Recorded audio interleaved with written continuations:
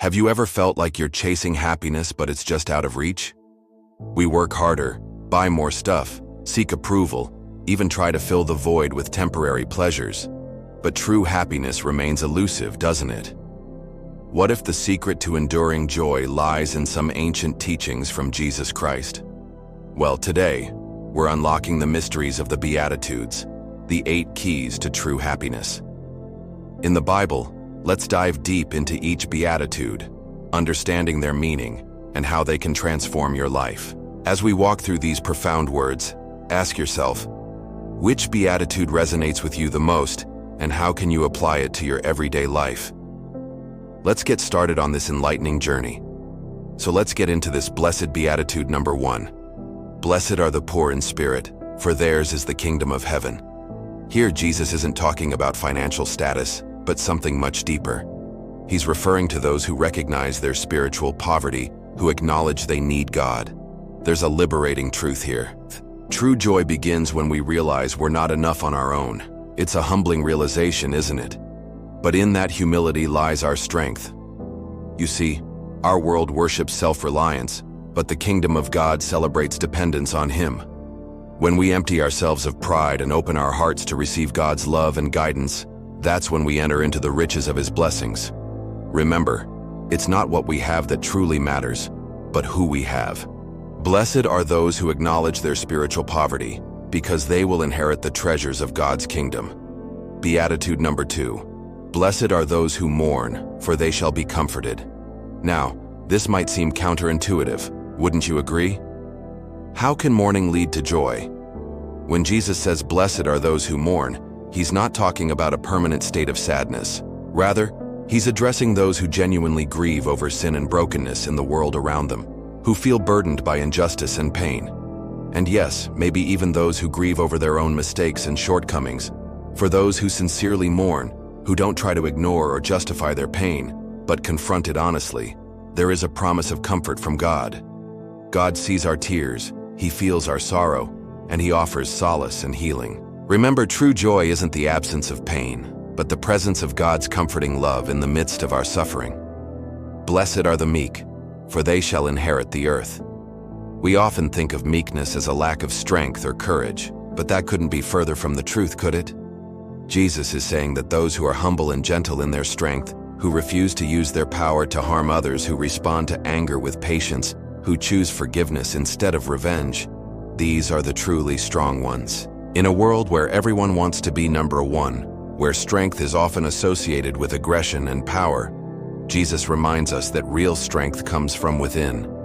It comes from our choices, our attitudes, and our capacity for love and understanding. Blessed are the meek, because they will one day possess the strength of God, not their own. Beatitude number 4. Blessed are those who hunger and thirst for righteousness, for they shall be filled. In this beatitude, Jesus shifts the focus from our attitude to our desires. What do we truly crave? Do we long for material possessions, recognition, pleasure? Or do we hunger and thirst for righteousness, for God's justice, His holiness, and His righteousness? Our deepest desires reveal what we truly value. And when our hearts yearn for God's righteousness, when we genuinely seek to live according to His standards, we position ourselves to experience the fullness of His joy. Remember, no earthly possession or achievement can satisfy our souls the way living a righteous life does. Blessed are those who hunger and thirst for righteousness, for they will be abundantly satisfied by God. Beatitude 5. Blessed are the merciful, for they shall obtain mercy. Have you ever held on to anger or resentment, maybe even nursed a desire for revenge? You know the feeling of being wronged, of being treated unjustly. It's natural to feel hurt and to want to lash out, isn't it? But Jesus calls us to something higher, to be merciful, not just in our words, but in our hearts. To practice forgiveness isn't easy, is it? It takes strength and maturity. But when we choose to forgive, when we set others free from the burdens we might have placed on them, that's when we experience the cleansing joy of God's mercy. Remember, mercy is the cornerstone of God's character. And when we reflect that mercy in our own lives, we open ourselves up to its transforming power. Blessed are the merciful, for they will receive God's abundant mercy. Beatitudes 6.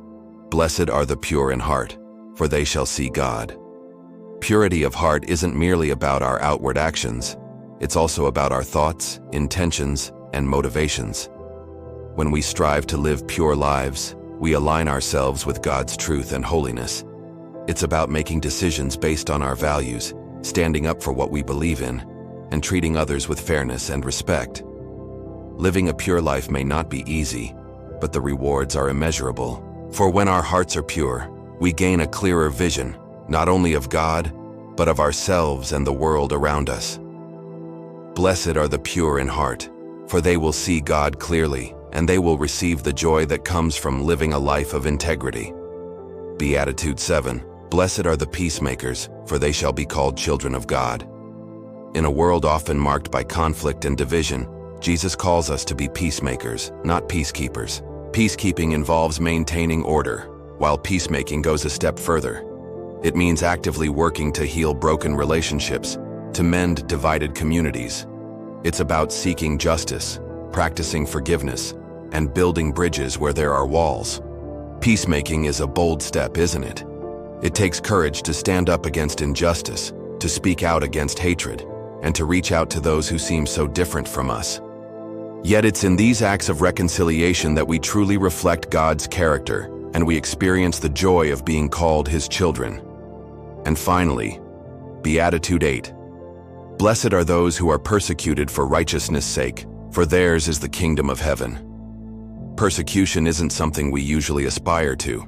It sounds like suffering, marginalization, and even hostility. But Jesus didn't shy away from it. In fact, He endured great persecution for us. So when we face opposition because of our faith, when we're mocked or ridiculed or even ostracized for standing up for what we believe is right, that's when we come into our inheritance, the kingdom of heaven. Because we're not alone.